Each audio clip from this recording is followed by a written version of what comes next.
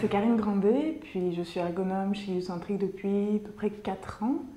En fait, dans 3 mois à peu près, ça va faire 4 ans. En fait, moi j'ai fait un bac, je ne sais pas ce que vous appelez bac, avant c'est le DEC, je pense que ça correspond au DEC, donc un DEC scientifique. Puis j'ai enchaîné à l'université avec un bac en maths, tout ce qui était mathématiques, informatique, appliqué aux sciences sociales. Mais c'était comme trop axé scientifique, hein, trop de chiffres, pas assez d'humains. Fait que je suis partie en sciences cognitives en fait, j'ai fait un autre bac en sciences cognitives. Et puis j'ai vu un petit peu quels étaient les débouchés dans les sciences cognitives et j'ai vu ergonomie. J'ai vu ergonomie, puis c'est vraiment quelque chose qui était appliqué, quelque chose qui justement reprenait tout mon background. Donc ça m'a paru vraiment intéressant. Puis l'idée c'était de travailler plus dans mon cas, c'était plus dans l'accessibilité.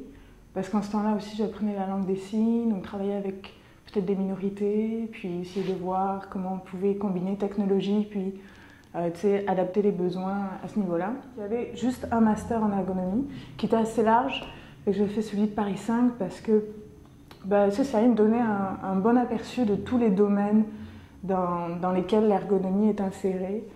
Donc ça peut être extrêmement varié, et c'est ça que j'aimais aussi. C'est que c'est pas cantonné à quelque chose de bien spécifique. Tu peux voir divers domaines, tu parles à diverses personnes, puis même pour ton information personnelle, pour ta vie, ça t'enrichit.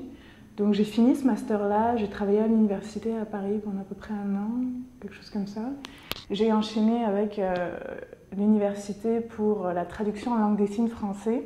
Et ça, après 1 an à Paris, je suis arrivée ici, puis j'ai rencontré Joël et Christelle, puis à ce moment-là, on utilise toutes sortes d'affaires et je dois dire que je suis pas extrêmement techno au départ. Tu sais, quand tu travailles sur un projet, moi je pars du papier crayon comme tu disais, ou des logiciels basiques comme Excel, ça te permet juste d'avoir des tableaux, tu sais, de mettre en ordre tes idées.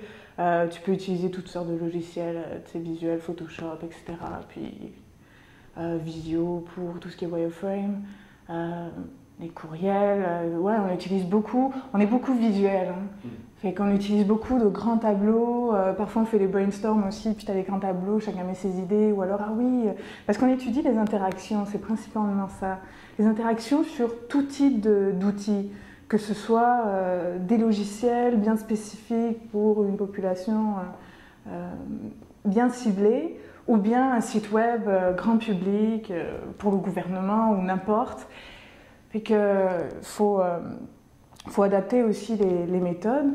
Et donc on utilise des grands tableaux, puis on voit, ça nous permet aussi, tu sais, on peut imprimer certaines choses, mais on essaie d'être un peu écolo aussi, tu sais.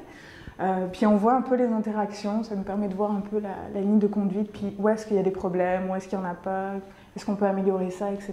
Fait que on peut faire ça aussi sur l'ordinateur, mais il y a des moments, c'est comme, ça donne une prise de recul. Tu sais, les gens nous engagent pour avoir une espèce de prise de recul, parce qu'ils sont trop focusés dans leur domaine, puis ils ne savent plus du tout où est-ce qu'ils en sont. Nous, ça nous donne aussi une prise de recul d'avoir tous ces espèces de papiers affichés, puis ouais, c'est aussi, et je te dirais, le plus difficile à avoir, c'est que tu as l'utilisateur qui est pris en compte ou pas. Ça dépend à quel moment tu arrives dans le projet. Et il y a des moments, ça peut être plus compliqué que d'autres fois. Tu sais, il y a des projets où ça va être juste de l'évaluation, puis en fin de projet. Puis là, c'est difficile de faire des modifications. Alors, faut être pédagogue aussi en disant, voilà, nous, on a vu telle problématique. Là, au stade où vous en êtes, vous ne pouvez pas tout changer.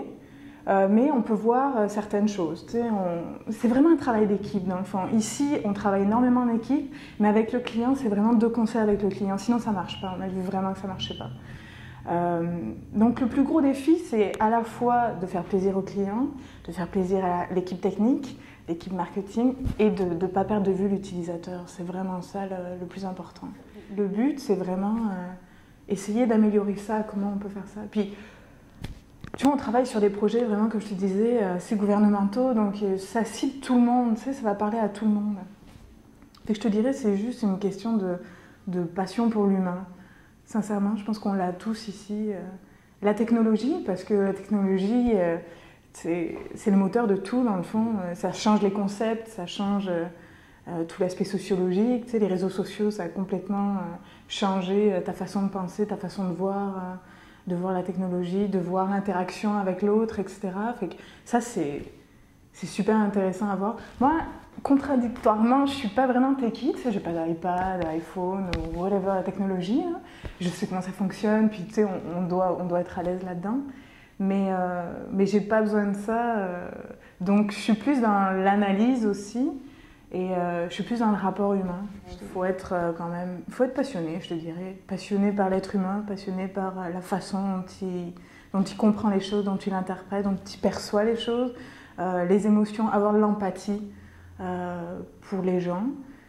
Et puis pour tes utilisateurs, tu sais, on fait des personnages justement pour avoir une prise de recul, pour pas s'auto-référencer.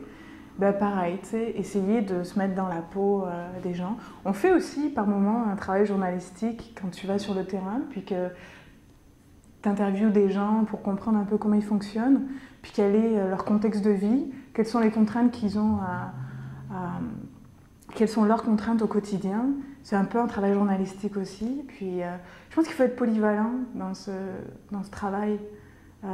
Et puis assez curieux, aller voir un peu ce qui se fait. Toujours un peu le nouveau aussi, et avoir un espèce de recul aussi sur la technologie, tu sais. Parfois, tu as des clients qui nous demandent ah ouais, non, j'ai vu telle affaire, puis ce serait bien de le mettre dans tel site, etc. Oui, mais toi, tu sais, tu lis beaucoup, tu lis tout ce qui est standard aussi, les meilleures pratiques pour telle utilisation. Fait qu'à ce moment-là, tu as un espèce de régulateur aussi. Il faut que tu sois...